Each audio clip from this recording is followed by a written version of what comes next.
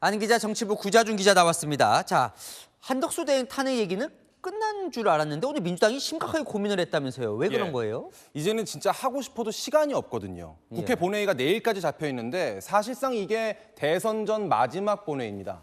민주당은 어제 저녁부터 오늘 오전까지 회의를 했는데요. 내부 이견이 아주 팽팽했다고 합니다. 결론적으로는 안 하기로 했고요.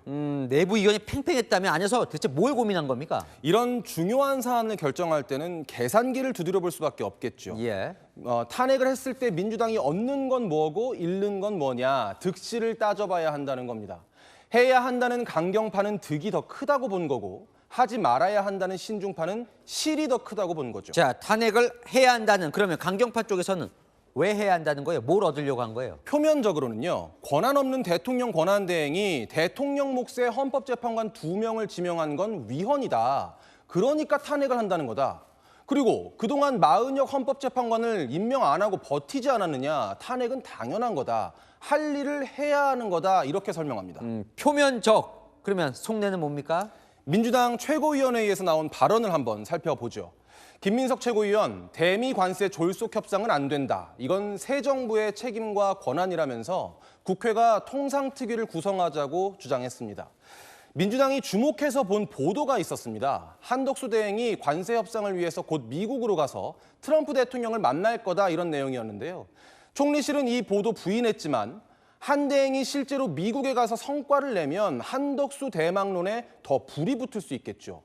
이현주 최고위원은 대놓고 한덕수 대행이 무슨 통상 전문가냐면서 견제구를 날렸습니다. 한 대행을 탄핵하면 직무가 정지돼서 미국에 갈 기회 자체가 사라지겠죠. 한덕수 탄핵의 득은 대망론에 제동을 걸 수 있다는 겁니다. 근데 결국 안 했다는 건 득보다 실이 크다고 판단했다는 건데, 그럼 실은 뭘까요? 이재명 후보는 경선 초반에 순항하고 있잖아요. 괜히 탄핵을 해가지고 이 판을 흔들 필요가 없다는 겁니다. 한 대행 만약에 민주당이 탄핵 추진하면 사퇴하고 대선판에 뛰어들 가능성도 큽니다. 한 민주당 의원은 지금 한덕수에게 없는 것 하나를 꼽으라면 명분인데 그 명분을 왜 우리가 주느냐 이렇게 말하더라고요. 탄핵 역풍도 우려하고 있습니다.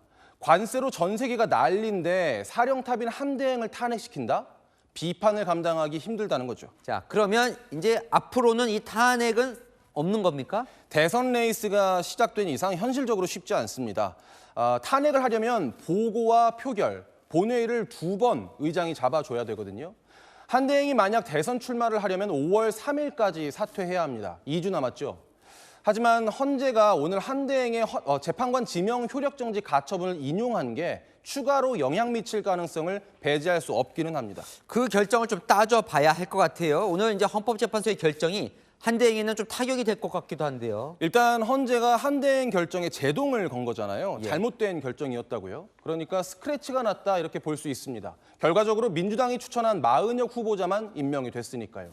근데 보수 진영에서는 반대로 정권이 넘어가면 헌재 구성도 진보 우위로 갈 가능성이 커진 상황이 된 것이 한 대행 출마의 명분이 될 수 있다. 이런 시각도 있습니다. 내가 그걸 막겠다 이렇게 나온다는 거죠.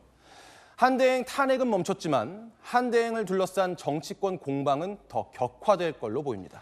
네, 잘 들었습니다. 아는 기자, 구자준 기자였습니다.